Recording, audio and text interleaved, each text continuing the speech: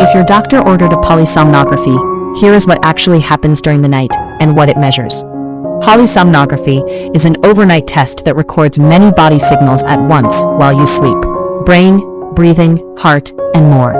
Doctors often order it for loud snoring, breathing pauses, choking at night, morning headaches, or daytime sleepiness that will not go away. Sensors track brain waves, eye movements, muscle activity, heart rhythm, breathing effort, airflow, oxygen levels, snoring, and body position. You arrive at the sleep lab in the evening. A technologist attaches sensors to your skin and scalp with gentle paste, no needles. When you are ready, the lights go off. A technologist watches from another room and can reattach any sensor that comes loose. Most people worry they will not sleep. In practice, even lighter, broken sleep gives specialists enough data to read the study.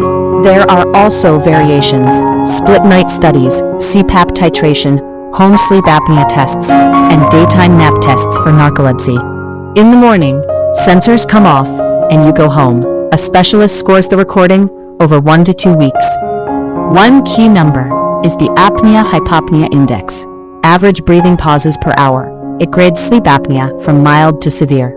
Treatment depends on the diagnosis. For obstructive sleep apnea, doctors commonly consider CPAP, oral appliances, weight management, or positional therapy.